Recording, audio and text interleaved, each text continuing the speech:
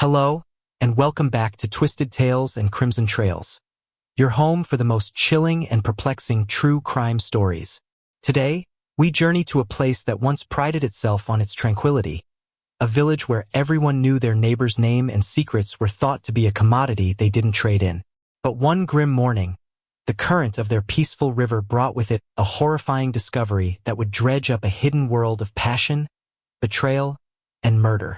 The story you are about to hear is a harrowing reminder that darkness can fester in the most idyllic of settings. Before we pull back the curtain on this shocking case, if you're a fan of intricate mysteries and deep dives into the human psyche, make sure you hit that subscribe button and ring the notification bell. You won't want to miss what we uncover next. Now, settle in, as we unravel the case of the floating corpse and the deadly secret that lay submerged beneath the surface. The village of Havenwood was nestled in a gentle valley, cradled by rolling green hills and bisected by the languid, silver-blue waters of the serene river. Its name was not an ironic misnomer but a genuine reflection of its character. Life in Havenwood moved at the pace of the river itself, slow, steady, and predictable. The mornings were heralded by the distant crowing of roosters and the gentle clinking of milk bottles on doorsteps. The afternoons were a symphony of children's laughter from the village green and the low hum of conversation from the front porch of the Gilded Mug, the local pub. Evenings were quiet affairs, with the soft glow of lamplight from cottage windows painting a picture of domestic bliss. It was a place where doors were often left unlocked, and the most scandalous piece of gossip was Mrs. Gable's prize-winning petunias mysteriously wilting overnight. This profound sense of peace was precisely why the discovery on that crisp Tuesday morning in early autumn was so utterly devastating. The sun had just begun to burn off the morning mist that clung to the river's surface when old Thomas Abernathy, a man whose daily routine was as ingrained in the village's fabric as the cobblestones on Main Street, set out for his habitual morning stroll. With his loyal golden retriever, Barnaby, trotting faithfully by his side, Thomas made his way along the well-worn path that hugged the riverbank. The air was cool and smelled of damp earth and decaying leaves, a scent that for Thomas was the very perfume of contentment. He was admiring the way the sunlight dappled through the thinning leaves of the weeping willows that lined the water's edge when Barnaby, usually so placid, began to whine and pull at his leash, his hackles raised. The dog's gaze was fixed on something snagged in a thicket of reeds near the old stone bridge that marked the northern edge of the village. Thomas, his curiosity piqued, followed the dog's line of sight. At first, he thought it was a discarded tailor's dummy, perhaps a prank by some of the village youths. The shape was vaguely human, bobbing gently with the river's current. He squinted, his aging eyes struggling to make sense of the pale form against the dark, murky water. As he drew closer, a cold dread began to seep into his bones, a chilling counterpoint to the morning's warmth. It wasn't a dummy. The clothing was a tattered white blouse, and the hair was a dark, tangled mass that fanned out like a macabre halo. It was a body, a human body. Thomas's breath hitched in his throat, and a strangled cry escaped his lips. Barnaby began to bark furiously, the sound sharp and frantic in the otherwise tranquil morning. For a few horrifying moments, Thomas was paralyzed, his mind refusing to process the scene before him. Then, with a surge of adrenaline, he turned and ran, his old legs moving faster than they had in years, shouting for help, his voice cracking with a terror that Havenwood had never known. The first to arrive on the scene was Sheriff Brody, a man whose tenure in Havenwood had, until that moment, been defined by mediating disputes over property lines and chasing away teenagers from the old abandoned mill. He was a portly man with a kind face and a disposition that was more suited to community picnics than crime scenes. The sight that greeted him by the riverbank visibly shook him. The body, now partially dislodged from the reeds, had drifted closer to the bank. It was a woman, her face swollen and discolored, her eyes wide open and staring blankly at the indifferent blue sky. Her dark hair was matted with river sludge and leaves. Sheriff Brody felt a wave of nausea and had to turn away for a moment to compose himself. He had known everyone in Havenwood for his entire life. He prayed he wouldn't recognize her. Within the hour, The area around the old stone bridge was a flurry of activity, a stark and jarring intrusion into the village's peaceful routine. Yellow police tape, a sight so alien it might as well have been from another planet, cordoned off the riverbank. A small crowd of villagers had gathered at a respectful distance, their faces a mixture of morbid curiosity and genuine horror. They spoke in hushed whispers, their voices laced with disbelief. A body. In their river. It was unthinkable. Sheriff Brody, struggling to maintain a semblance of professional composure, directed his 2 deputies, young men who had signed up for a quiet life of rural policing, to keep the onlookers back. He knew he was out of his depth. This was far beyond a missing cat or a case of minor vandalism. This was a potential homicide. With a trembling hand, he made the call he never thought he would have to Makito, the county's major crimes unit. As they waited for the detectives and the coroner to arrive, Sheriff Brody did his best to secure the scene. He noted the drag marks on the muddy bank leading down to the water, though they were faint and trampled. He looked for any personal belongings, anything that might identify the victim, but found nothing. The woman was dressed in a simple blouse and dark trousers, but her feet were bare. There was no purse, no wallet, no identification. She was a ghost who had washed up on their shores. The arrival of the coroner's van and the unmarked sedan carrying Detective Inspector Miles Corbin from the county seat of Oakhaven was a somber affair. Corbin was the antithesis of Sheriff Brody. He was tall and lean, with sharp, intelligent eyes that seemed to miss nothing. He moved with a quiet confidence and an air of authority that immediately took command of the situation. He listened patiently as Brody recounted the morning's events, his expression unreadable. Corbin then approached the body, crouching down to examine it without a trace of the revulsion that had so clearly affected the local law enforcement. He noted the ligature marks on the victim's wrists and the faint bruising around her neck. This was no accidental drowning. This was murder. He instructed the coroner's team to carefully remove the body from the water, his voice low and calm, a stark contrast to the undercurrent of fear that was now palpable throughout Havenwood. As the body was being placed in a black bag, a piercing scream cut through the murmuring of the crowd. A young woman had broken through the police line and was running towards the river, her face a mask of anguish. It was Clara May, a waitress at the Gilded Mug. "It's her. It's Amelia!" she shrieked, her voice raw with grief. "Oh God! It's Amelia!" The name hung in the air, thick and heavy with implications. Amelia Rosewood. Everyone knew Amelia. She was the village librarian, a quiet and gentle soul who had moved to Havenwood a few years prior. She was beautiful in an understated way, with dark, expressive eyes and a smile that could light up a room. She was also married to one of the most powerful and influential men in the village, Richard Sterling. Richard Sterling was a man who cast a long shadow over Havenwood. He was a successful property developer, his wealth evident in the grand Victorian mansion that sat on a hill overlooking the village. He was handsome, charismatic, and used to getting what he wanted. His marriage to the much younger Amelia had been the subject of much gossip when it first happened. They seemed an unlikely pair, the quiet, bookish librarian and the ambitious, larger-than-life businessman. But over time, the village had come to accept them, though some still whispered that Amelia always seemed a little sad, a little lost in the shadow of her husband's powerful personality. The news that the victim was Amelia Sterling sent a shockwave through the assembled crowd. The whispers grew louder, more urgent. Amelia? Murdered? It was impossible to comprehend. Detective Corbin's sharp eyes scanned the faces of the villagers, noting their reactions. He saw the shock, the fear, the dawning of a terrible realization that the tranquility they had all taken for granted had been shattered. He then turned his attention to the distraught Clara May, who was being comforted by Sheriff Brody. He approached them, his expression softening slightly. "Can you tell me how you know it's her?" he asked gently.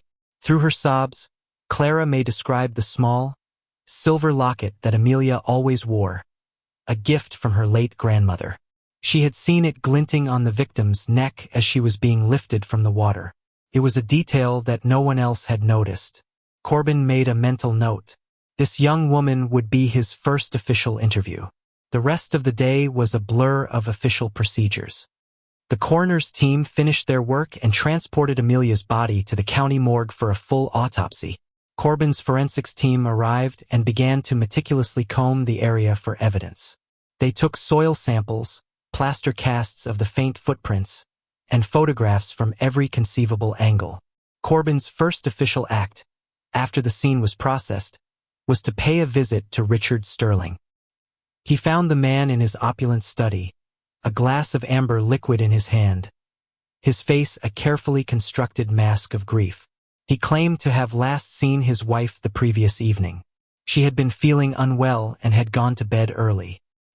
He had woken up this morning to find her gone, but he hadn't been overly concerned. He said she sometimes went for early morning walks by the river. His story was plausible, yet there was something in his eyes, a flicker of something cold and calculating, that set Corbin on edge. He offered his condolences and asked Sterling to come down to the station later to provide a formal statement.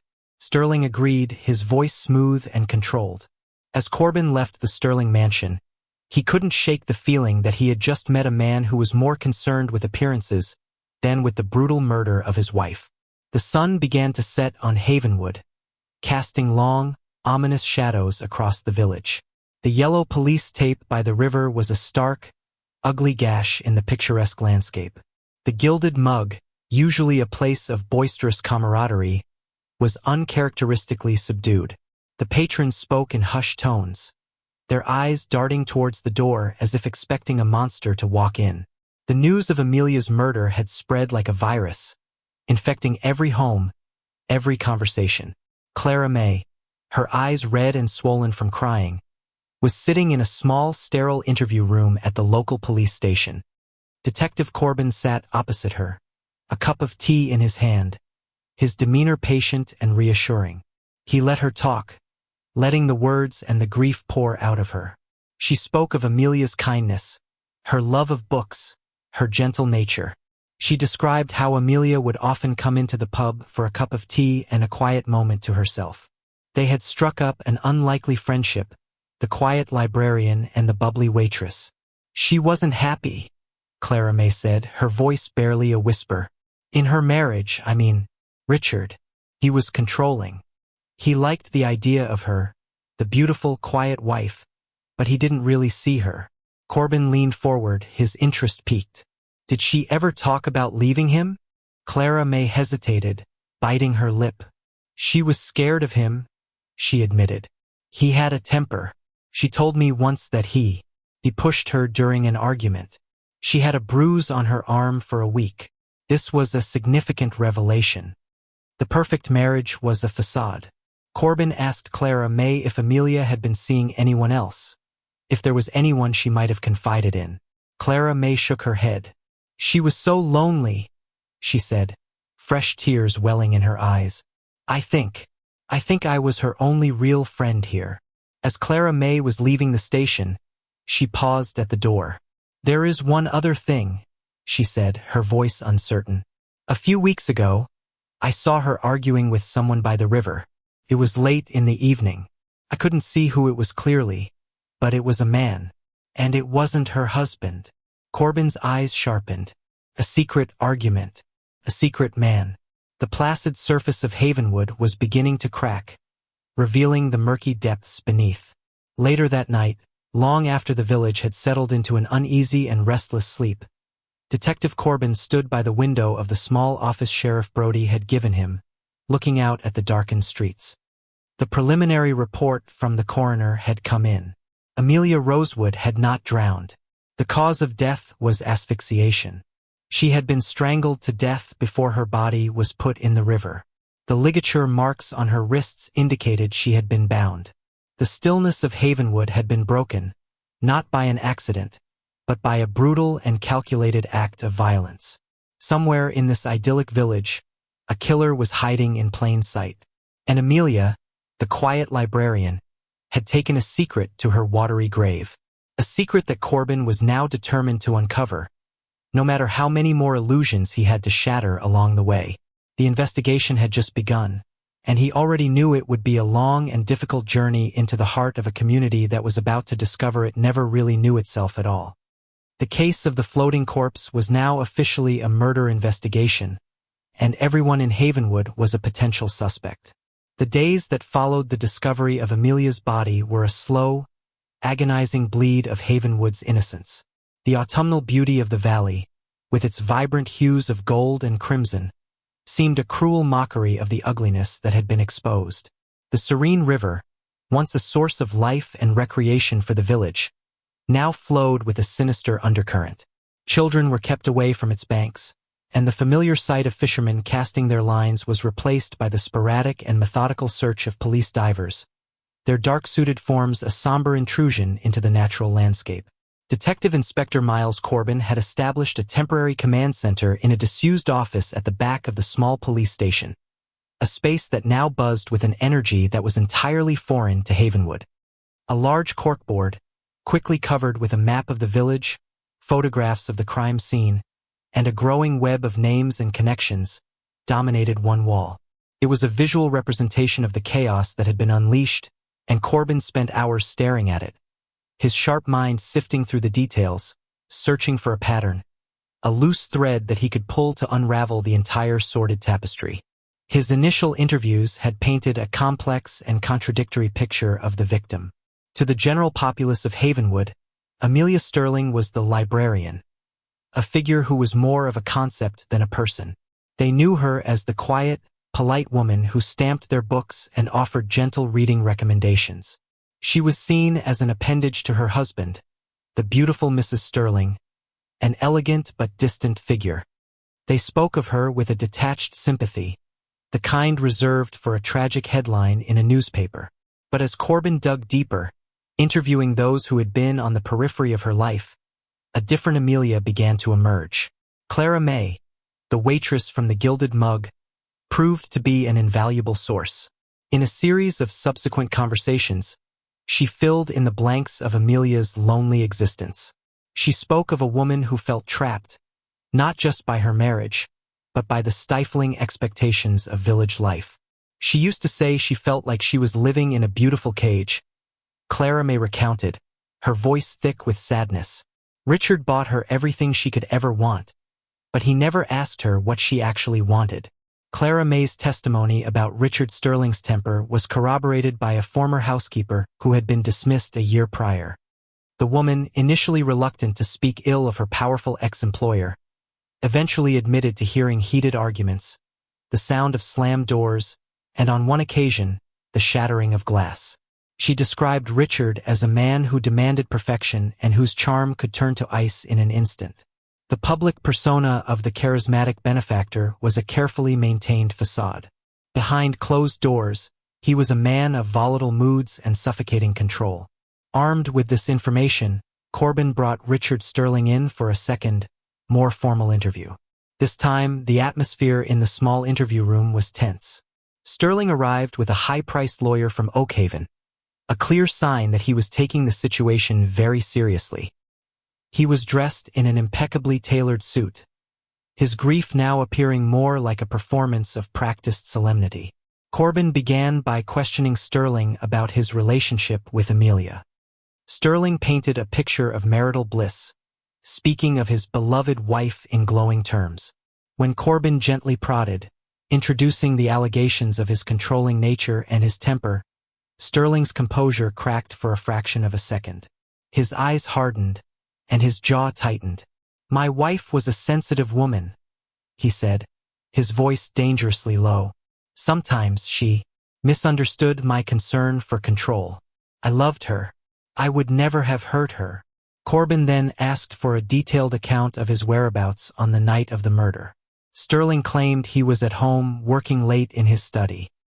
He had seen Amelia briefly at around 9 p.m. when she had gone up to bed, complaining of a headache. He had continued to work until after midnight and then gone to his own bedroom. He had not seen or heard anything unusual. It was a neat, tidy alibi, with one significant flaw. There was no one to corroborate it. He was alone in his grand mansion, a king in his castle with no witnesses. While Richard Sterling was the prime suspect, With a clear motive of marital discord, Corbin knew that murder was rarely so straightforward. He widened his net, turning his attention to other aspects of Amelia's life.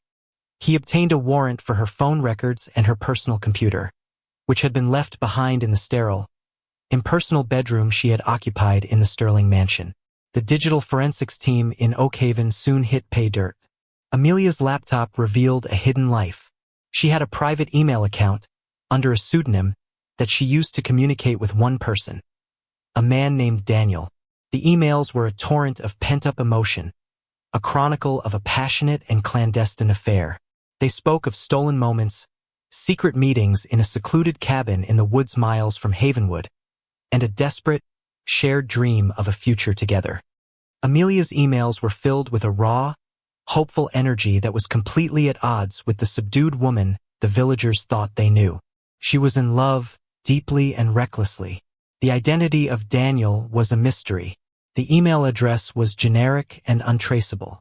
But in one of her last emails, sent just 2 days before her murder, Amelia had mentioned something that gave Corbin a crucial lead. She wrote, "I can't wait to see the finished carving. It will be our symbol, a testament to what we have." Carving. Corbin immediately thought of the local artisans in and around Havenwood. The village had a small but thriving community of artists and craftspeople, drawn to the area by its natural beauty. He dispatched his deputies with a simple, painstaking task: to visit every woodworker, carver, and artist in a 20-mile radius and ask if they had recently been commissioned to create a special carving for a woman or a couple. While the deputies pursued that lead, Corbin focused on the detail Clara May had provided the man she had seen arguing with Amelia by the river. He took the young waitress back to the spot, hoping she might recall something more. The location was secluded, partially obscured by a thick growth of trees. It was a place where two people could have a private and potentially heated conversation without being easily seen. Clara May couldn't provide a clear description of the man's face, but she remembered his build, tall and athletic, and the dark, practical jacket he was wearing. She also remembered the tone of their voices. It wasn't a lover's quarrel. It was tense, angry. Amelia had sounded distressed, pleading. The pieces were beginning to form a new, more complex picture. Amelia was not just an unhappy wife. She was a woman living a double life. She had a controlling husband and a secret lover. And now there was a third man, an unknown figure with whom she had been arguing just weeks before her death. The breakthrough came from an unexpected quarter. One of the deputies, a young, eager officer named Peterson, returned from his canvassing of local artists with a promising lead. He had spoken to an old woodcarver named Silas Blackwood, a reclusive man who lived in a small cabin deep in the woods, not far from the serene river. Silas was known for his intricate animal carvings. At first, the old man had been gruff and uncooperative, but when Peterson described Amelia, he saw a flicker of recognition in the old man's eyes. Silas admitted that a woman matching Amelia's description had visited him several weeks ago. She had commissioned a unique piece, a carving of two intertwined swans, their necks forming a heart. She had paid in cash and had been very specific about the design. She had told him it was a gift for someone she loved very much. Peterson then asked the crucial question: had she ever been accompanied by a man? Silas's eyes narrowed. "Once," he grumbled. "A few weeks back. A young fella came with her. Tall, dark hair. Looked like he spent more time in a gym than in the woods." The description matched what Clara May had seen. But Silas provided another, even more significant piece of information. The man had been impatient, agitated. He had argued with Amelia about the cost of the carving, and then about something else, something Silas couldn't quite hear. But he had seen the man grab Amelia's arm, his grip tight, his face contorted with anger. It was the same man, the man from the argument by the river. Now Corbin had a physical description to work with. Tall, athletic, dark hair. He ran this description by Clara May, who confirmed that it sounded like the man she had seen. The question remained: who was he? Was he Daniel, the secret lover? Or was he someone else entirely? Another complication in Amelia's secret life? The answer came from the most mundane of sources, the Havenwood Village records. Corbin, acting on a hunch, decided to look into recent property transactions, specifically those involving Richard Sterling. He discovered that Sterling had recently purchased a large tract of woodland that bordered the river. The seller was a man who had inherited the land but had no interest in it. The transaction had been handled by a junior associate from Sterling's company, a young, ambitious man named Ethan Jacobs. Corbin pulled up Ethan Jacobs's employee file. The photograph showed a handsome man in his late 20s with dark hair and a confident smile. He was tall and had the broad-shouldered build of someone who frequented a gym. The description was a perfect match. Corbin immediately sent a deputy to bring Ethan Jacobs in for questioning. Jacobs arrived at the station looking bewildered and concerned. He expressed his shock and sorrow over Amelia's death, calling her a wonderful woman. He admitted to handling the land deal for his boss, Richard Sterling, and said he had met Amelia on a few occasions in a professional capacity. Corbin watched him closely as he spoke. Jacobs was smooth, articulate, and seemed genuinely cooperative. But there was a subtle tension in his posture, a guardedness in his eyes. Corbin decided to apply some pressure. "Mr. Jacobs," he said, his voice casual, "we have a witness who saw you arguing with Amelia Sterling by the river a few weeks ago. They said you grabbed her arm. Would you care to explain that?" The color drained from Ethan Jacobs's face. His carefully constructed composure crumbled. He stammered, denying it at first, then trying to downplay it. "It was a misunderstanding," he said, his voice suddenly unsteady. "We were discussing the land deal. She was emotional." Corbin pressed on, his voice hardening. "We also have reason to believe that you were more than just business acquaintances. That you and Amelia were having an affair." Ethan Jacobs's facade shattered completely. He slumped in his chair, his head in his hands. He confessed. He was Daniel. He and Amelia had met 6 months prior when he was surveying the land for Sterling. The attraction had been immediate and intense. They had embarked on a secret affair, meeting whenever they could at the secluded cabin he had been using while working on the land project.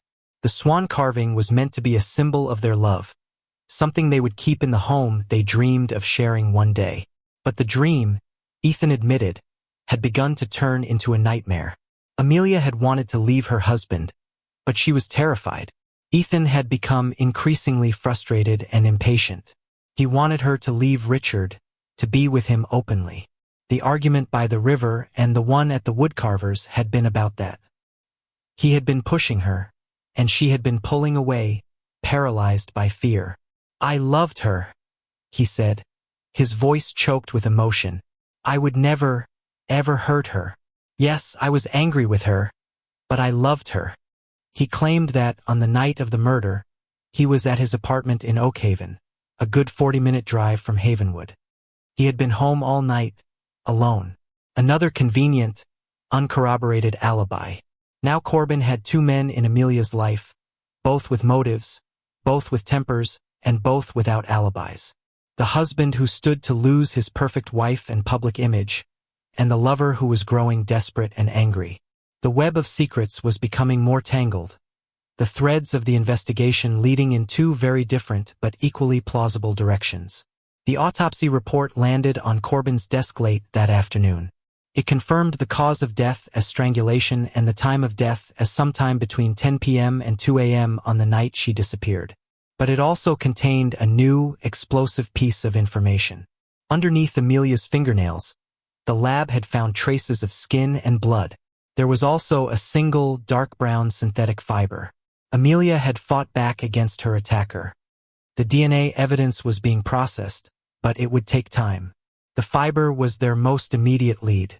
Corbin sent a team to execute search warrants on the homes and vehicles of both Richard Sterling and Ethan Jacobs, with specific instructions to look for any clothing or items containing a matching fiber. As evening fell, Corbin stood once more before his corkboard. The faces of Amelia, Richard, and Ethan stared back at him. He now had the central players in his drama: the wronged husband, the desperate lover, and the dead woman who had been caught between them. He felt a growing certainty that one of them was the killer. But which one? The evidence was circumstantial, pointing in both directions. The case would hinge on the DNA from under Amelia's fingernails and that single tiny fiber.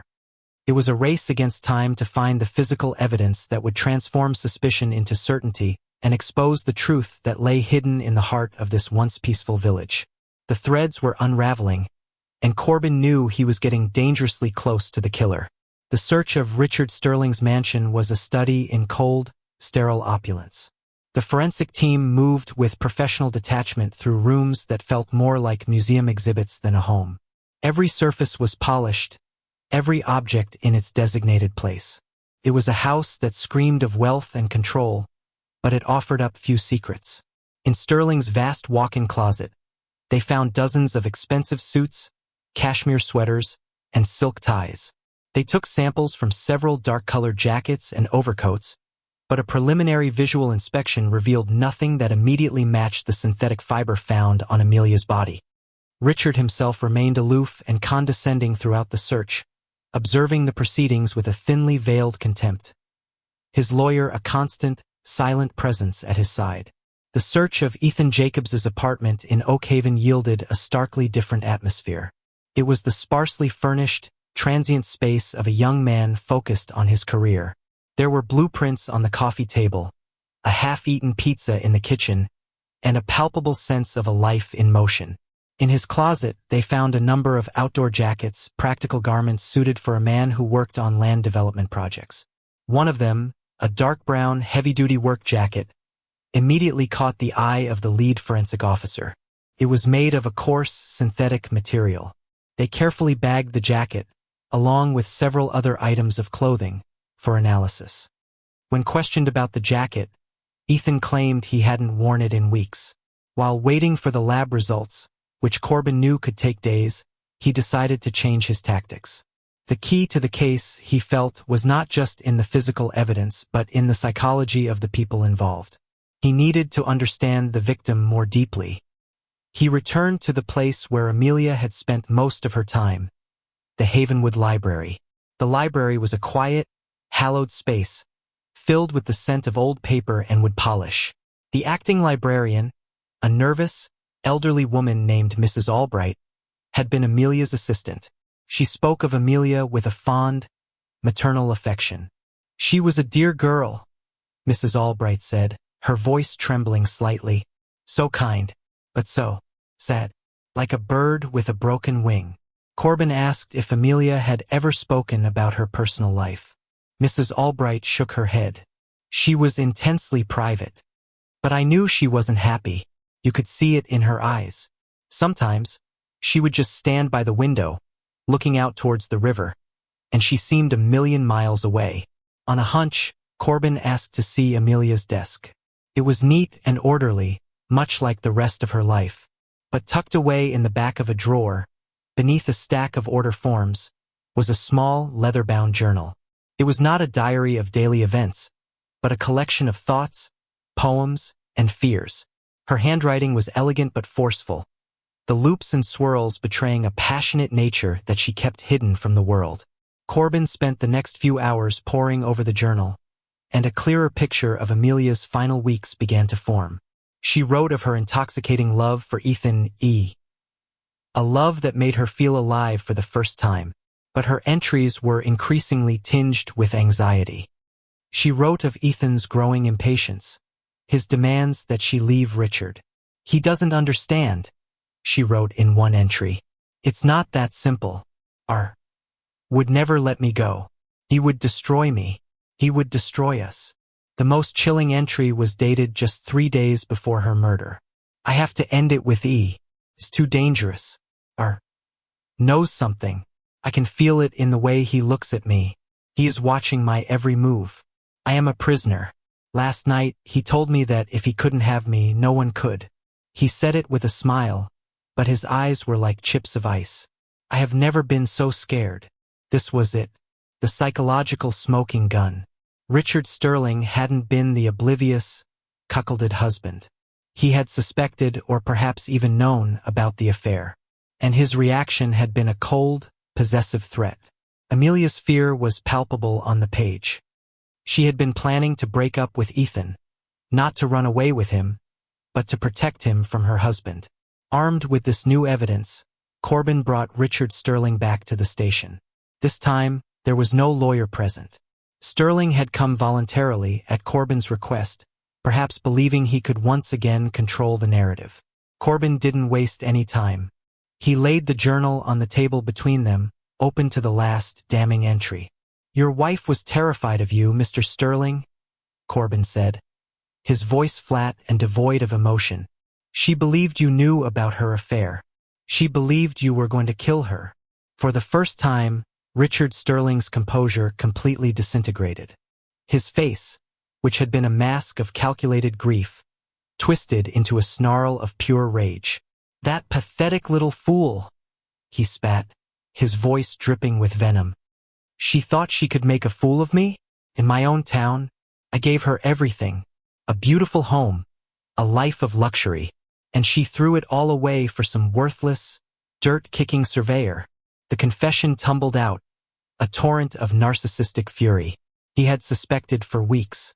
He had hired a private investigator who had followed Amelia and Ethan to their secret cabin, providing him with a folder full of photographic evidence. On the night of the murder, he had confronted her. He had shown her the photographs, expecting her to beg for forgiveness.